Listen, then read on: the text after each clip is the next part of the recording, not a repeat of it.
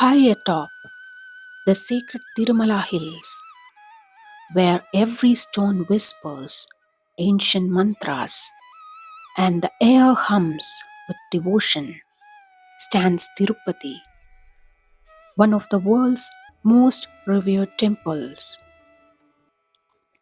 But have you ever wondered how this divine hill came to be the earthly abode of Lord Venkateswara, the Supreme Vishnu in human-like form? From divine tests and cosmic yajnas to the eternal love of Vishnu and Lakshmi, the tale of Tirupati is more than history. It's a legend where heaven itself witnessed devotion, destiny, and the grand Srinivasa Kalyanam. The story we are about to tell draws from timeless sources: the Padma Purana, Bhavishottara Purana, Skanda Purana, and the Tirumala Sthala Purana, sacred texts and local traditions passed down through generations. Let's uncover the sacred story. Ages ago, the earth goddess Bhudevi was seized by the demon Hiranyaksha and submerged in the Garbhodaka ocean, the primordial cosmic waters at the bottom of the universe. To restore cosmic order, Lord Vishnu descended as Varaha, the mighty wild boar. With his tusks, he lifted the earth from the cosmic ocean and defeated the demon.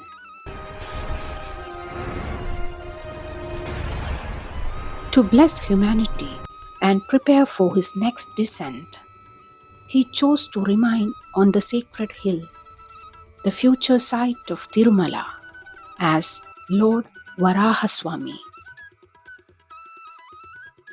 Ages later, sages led by Kashyapa performed a great yajna, wondering which of the Trinity deserved the merit.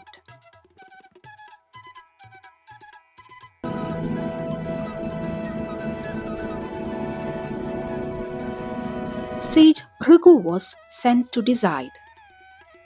First, he visited Lord Brahma, who remained absorbed in meditation. Then Lord Shiva, who was angered by the interruption. Finally, Bhrigu reached Vaikunta, where Lord Vishnu lay in meditation with Goddess Lakshmi at his feet. Feeling slighted when Vishnu did not rise, Bhrigu struck his chest. Yet the Lord, in infinite grace, rose calmly, not in anger, but compassion, and gently massaged the sage's foot, removing the very eye of ego. Realizing the depth of divine patience, Bhrigu bowed in shame, for he had seen what true divinity meant: humility in the face of insult. But Goddess Lakshmi was deeply hurt. Her Lord's heart, her own abode, had been struck, and yet he remained silent. In sorrow, she left Vaikunta and descended to earth. The universe trembled at her departure, for where Lakshmi lives, prosperity fades. Balance faltered across the cosmos.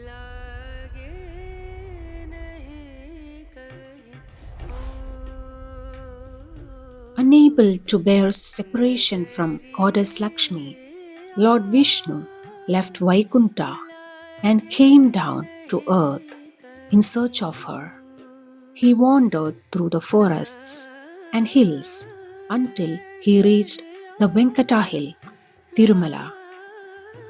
There he decided to remain in meditation, awaiting Goddess Lakshmi's return and reflecting on the state of the world in Kali Yuga under an anthill near a tamarind tree.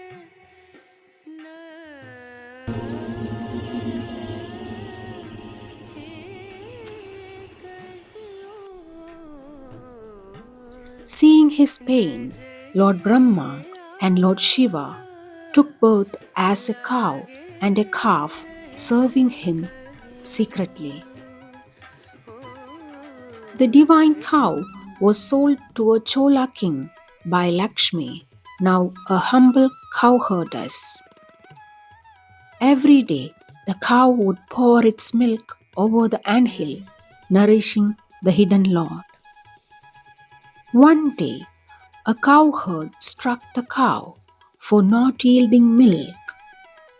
Lord Vishnu emerged, shielding her, and bore the blow himself. The cowherd fell lifeless, and the remorseful Chola king begged forgiveness. The Lord pardoned him, but declared he would be reborn as an Asura, his redemption coming only when Vishnu, as Srinivasa, married Padmavati, wearing a crown from his lineage. Lord Vishnu, appearing in his divine form as Srinivasa, the abode of Goddess Lakshmi, sought permission from Lord Varaha Swamy to reside permanently on the sacred hill. Varaha Swamy agreed on one condition, that any pilgrim visiting the Lord must first bathe in the Pushkarini and offer worship to him. Thus, to this day, devotees first seek the blessings of Lord Varaha Swamy before approaching the sanctum of Srinivasa. To understand how these events unfold, we travel back through time, across the yugas, to witness the divine promise that shaped Srinivasa's destiny. Long ago, in the Dwapara Yuga,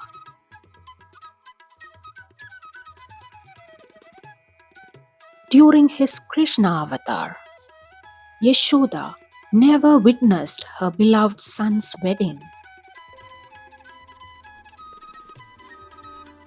Moved by her unwavering devotion, Krishna promised that she would be reborn as Vakula Devi, the foster mother who would one day arrange his marriage in Tirumala.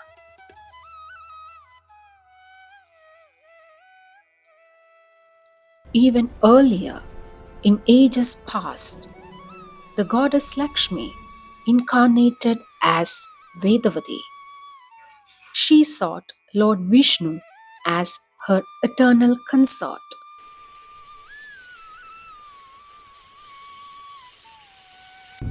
When the demon Ravana attempted to violate her, she entered the sacred fire, vowing to be reborn to fulfill her destiny. Later, in Treta Yuga, during Lord Rama's time, Agni brought forth Vedavati as Maya Sita, a divine protector, ensuring the real Sita remained safe from Ravana.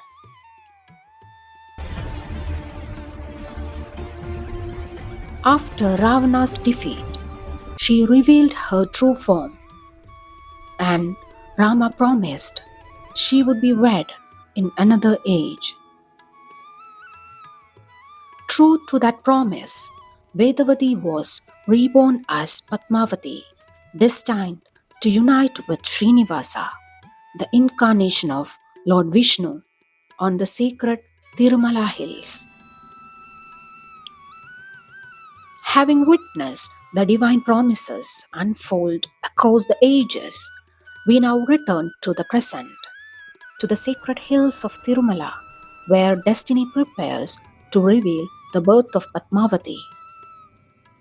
In Thondamandalam, King Agasharaja discovered a radiant baby within a blooming lotus during a sacred yagna. A divine voice proclaimed, "This is Padmavati, the incarnation of Goddess Lakshmi." The child grew in beauty and virtue, unaware that destiny awaited her on the sacred Tirumala Hills. Years later, in the Narayanvanam forest, Srinivasa met Padmavati for the first time. Their eyes met and destiny rekindled their eternal love. Vakula Devi guided the union, ensuring the cosmic promise would be fulfilled.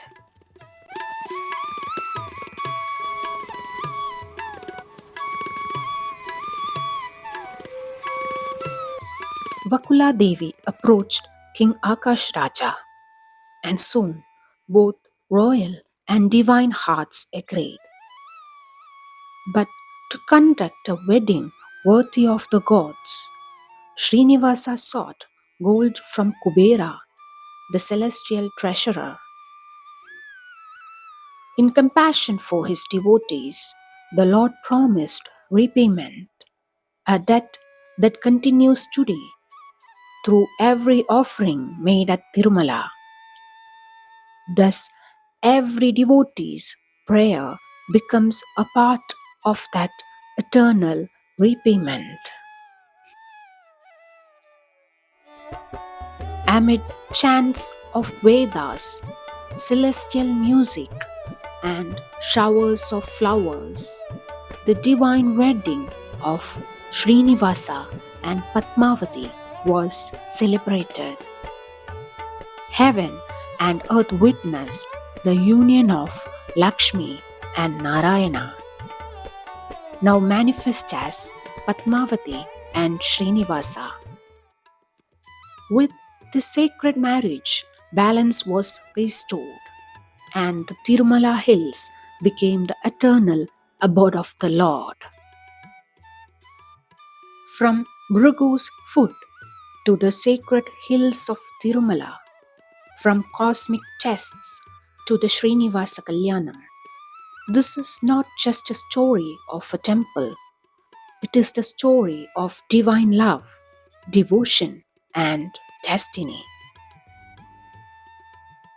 Millions continue to offer their prayers at Tirupati Temple, where Vishnu and Lakshmi's reunion blesses humanity with grace and prosperity.